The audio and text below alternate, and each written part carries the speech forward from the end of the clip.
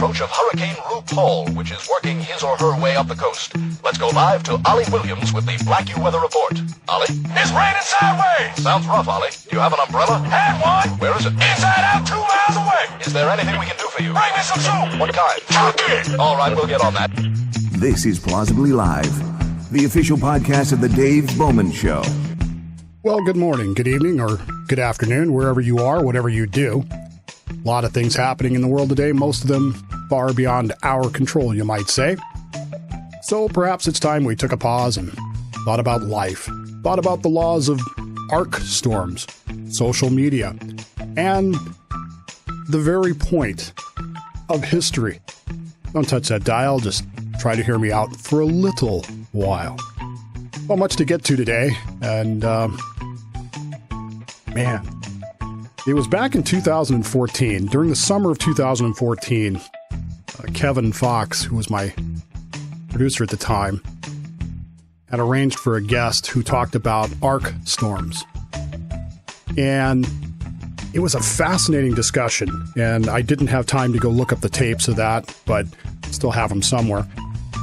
But it was really interesting, and it was really creepy in a weird way, and it seemed bizarre. I mean, it seemed impossible. Couldn't happen.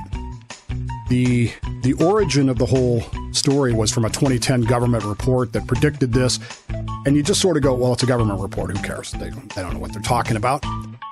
But it also came from some history. Back in 1862, the Central Valley of California flooded deeply. But when you look at the reports of that, and you look at the pictures of it, you go, well, it was the 1860s. They didn't know anything about flood control. They didn't know anything about, this, that, or the other thing. And so the fact that Sacramento was underwater didn't really mean anything to anybody. And what I remember about that interview and that conversation with that guy was it seemed so far-fetched that this could ever happen. At that point, I'd been living in California for almost 20 years. And I had a hard time imagining that much rain in California. In fact, really the one rainstorm I really remember, there were two actually. There was one on a New Year's Day. And I was just laying in bed. It was before I got married. I was laying in bed and the rain hitting the windows. I just remember that morning because it was really kind of cool. But the other one was we had this kind of downpour, but it only lasted half an hour. But Ben was out in the street just having a blast with the slightly flooded streets, playing in the water, and he just thought that was the greatest thing in the world.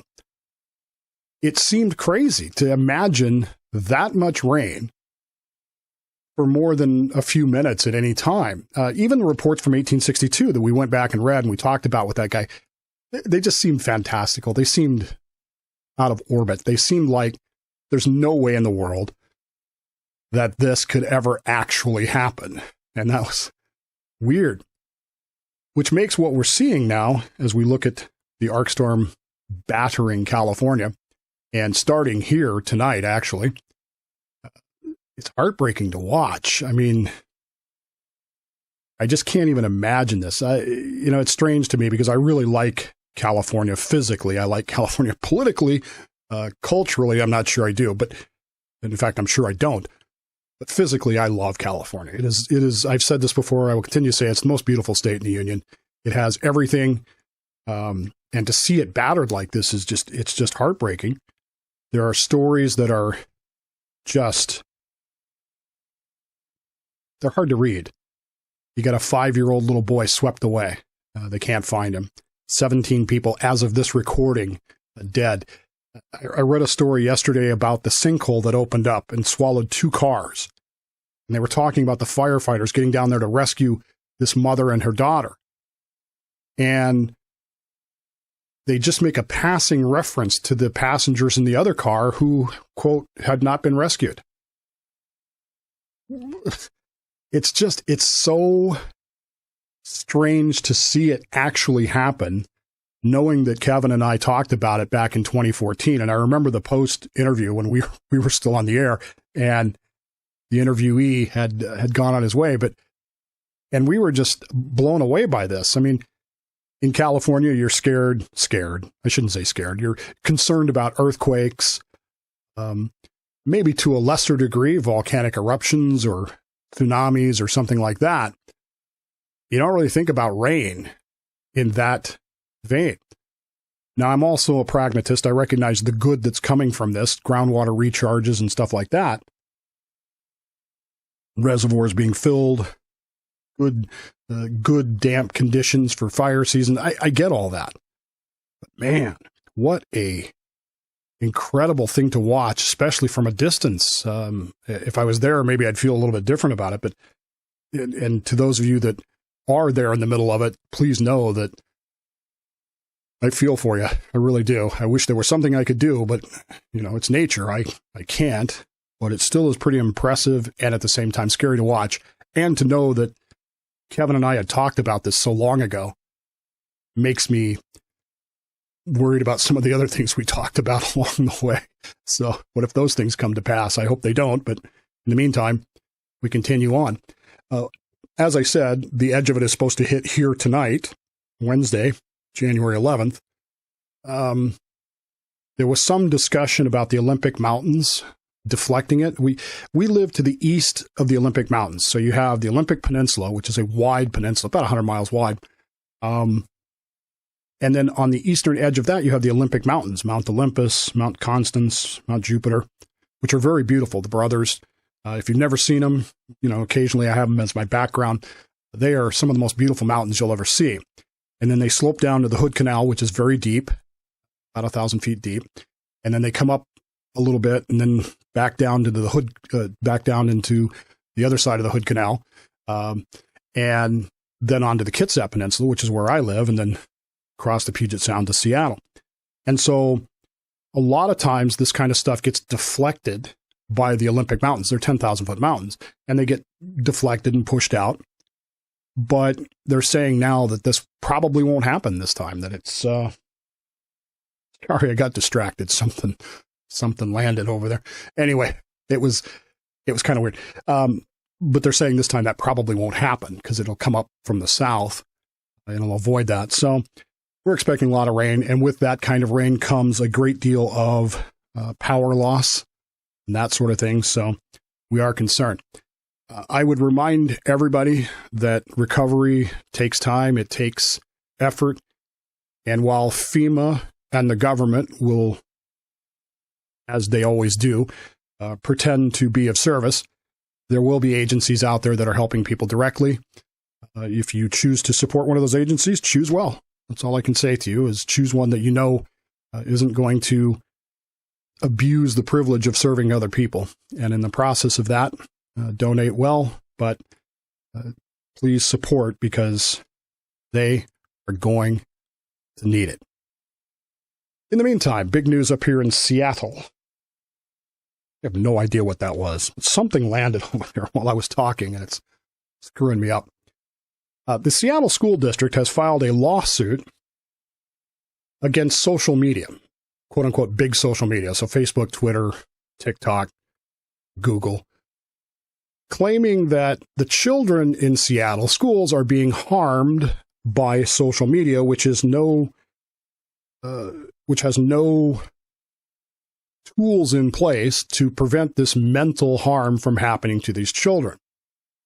They released a figure that 90% of children in the Seattle School District have social media, have at least one social media account. Most of them probably have more. Boy, this is one of those things. I think the harm of social media is pretty clear. I notice it myself. I'm not a kid. And I can tell you that in the past year, one of the biggest struggles in my own life has been, I need to read this. I need to study this. Oh, wait, here's Facebook, here's Twitter, here's Royal Match. And an hour later, I still haven't done my reading. I still haven't done my stuff. I'm not sure what I'm going to do to deflect that. I know there are easy solutions. Just delete them, Dave. Don't pay any attention to them. But part of the problem is, part of what I do is dependent on communication with stuff like that. And so there, but it does get in your head, and it gets in your brain, and it gets into your dopamine, and it gets into your whatever. And if you're one of those people who like to argue with people, well, and I'm not, by the way, but if you happen to be, social media is just all about that. I don't even use TikTok. I delete the reels on my Facebook thing because I think they're so ridiculous. But I can see where for teenagers, it would become even more addictive. Now, does it cause mental problems? That's a different question, isn't it? For me, I would say the answer is it's not causing a mental problem. It is causing a problem with me getting things done that I want to get done. Although in the big scheme of things, and this is something that I remind myself every day, someday you're going to die, Dave. But this isn't the most important thing in the world. So does it really matter if I, doom scroll Facebook for a while, or if I get in front of a camera and a microphone and record? I could argue that this is, not that important, but in a way it is, because it's creating content that someday my son will watch. And maybe that's more important, Ben. In a way, I know this sounds weird to say, but in a way, this is my way of saying to Ben every day, which I do anyway, but this is another way of saying to my son every day, I love you, because I want to have something for you downstream. And social media has definitely, no doubt about it, interfered with my ability, my focus to do that. And I'm almost 60 years old. So here's these teenagers trying to study, I assume, algebra 1, 2, and 3, pre-geometry, whatever, English. God help us, history. And it's interfering with them, and it's creating I'm told, mental issues and mental problems that are the cause, the district says, of the social media accounts. Now, the question is, do they have a real case here? I don't think that they do. I don't think that they really have anything to sue social media for. I think you'd be hard-pressed to say that social media has no tools in place to help, because they do. But it does raise some questions.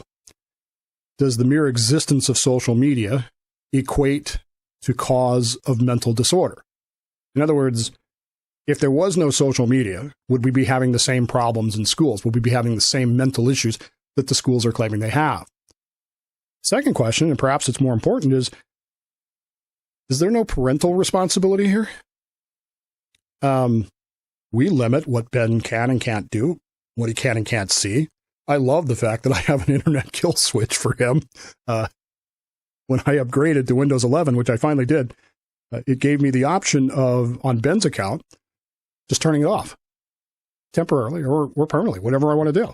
And so when I feel like he spent too much time doing that, or if I want him to go do something, I just hit that switch and off we go. There is much of the same logic that was used in the big tobacco lawsuit here. It's not as much about the harm that's being done. And there is harm. It's about who has the money. What if they do win? If Seattle Schools wins this lawsuit and they get these billions that they're asking for, what exactly are they going to do with that? How are they going to cure these mental illness problems or stop these mental illness problems without taking away the social media? Now, at least with tobacco, I guess, you have a de facto ban in the means of overtaxation and price rises and that sort of thing, but and not to mention the social stigma of it. How do you do that with social media? All right, you say this causes problems, but you don't get rid of it, but you get a lot of money from them to do what exactly?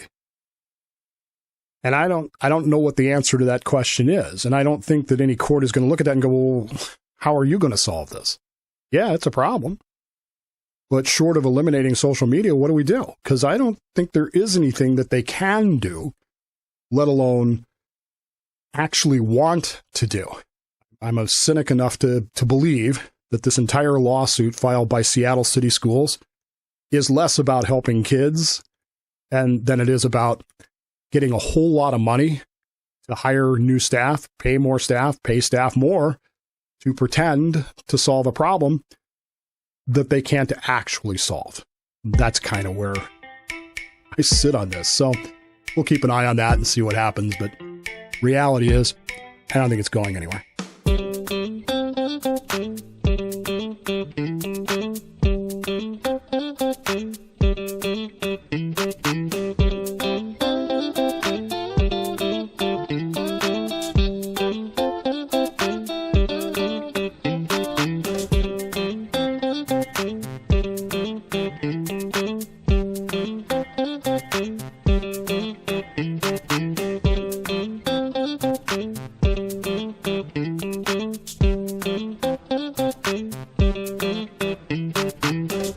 There was a thing that I learned a long time ago, long before I was in radio, long before I started doing on-demand radio, long before I was,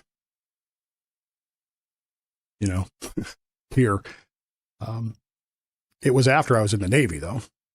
I learned this when I spent 7 years as a pastor. That usually surprises people, yes, but it's true. I was a pastor for 7 years.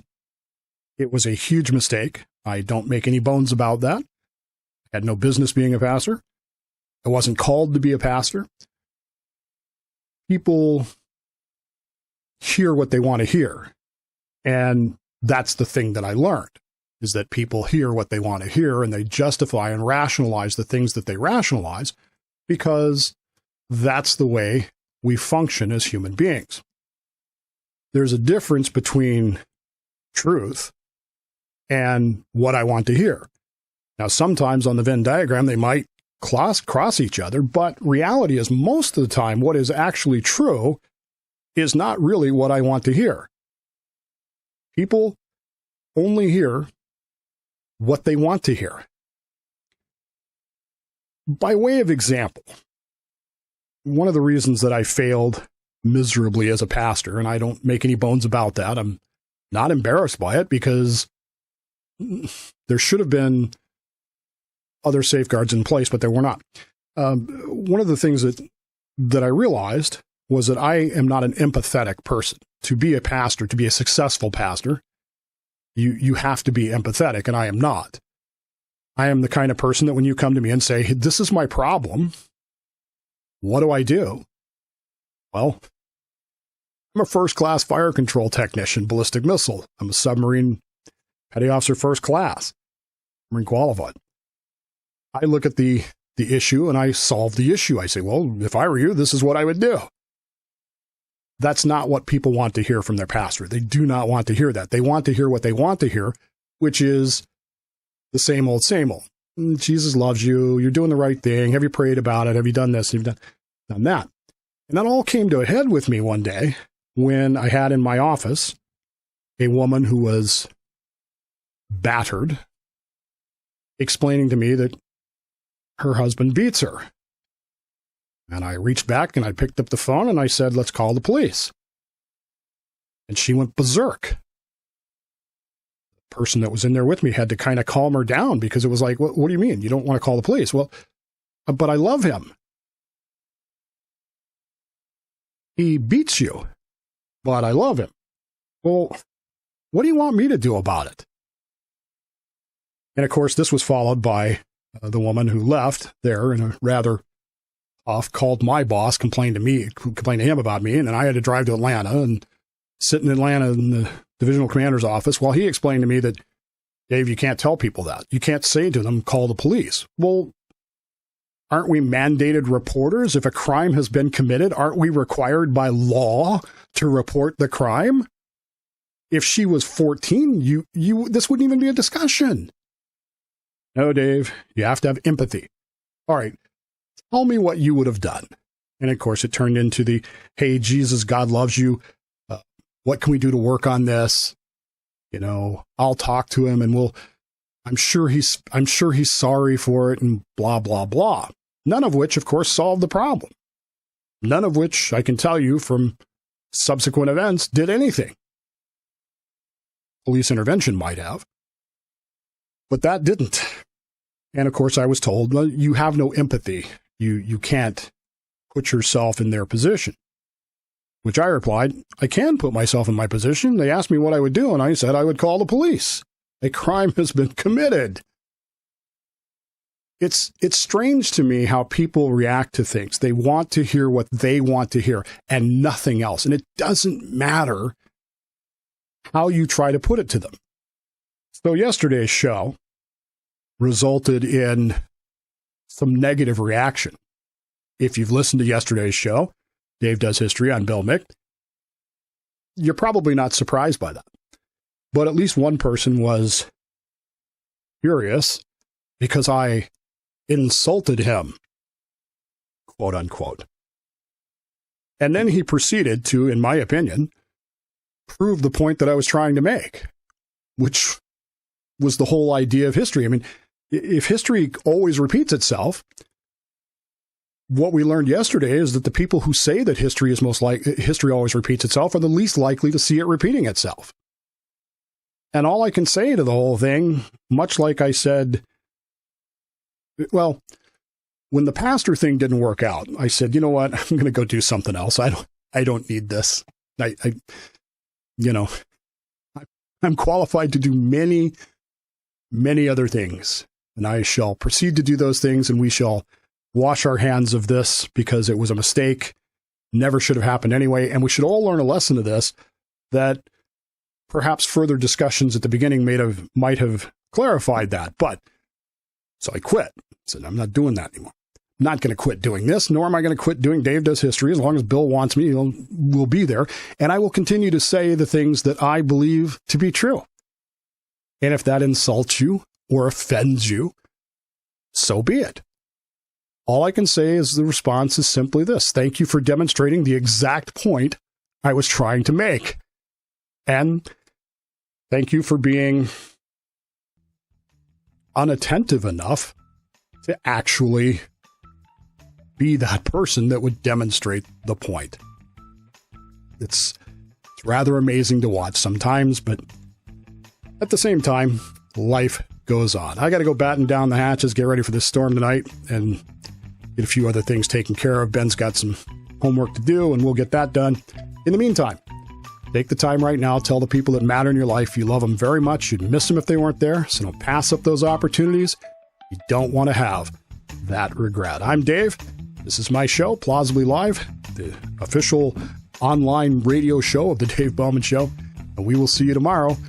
Hopefully, there's a possibility, with no power, that we won't be able to get it done, but I'm hoping to be here tomorrow for Constitution Thursday. Have a great day, everybody.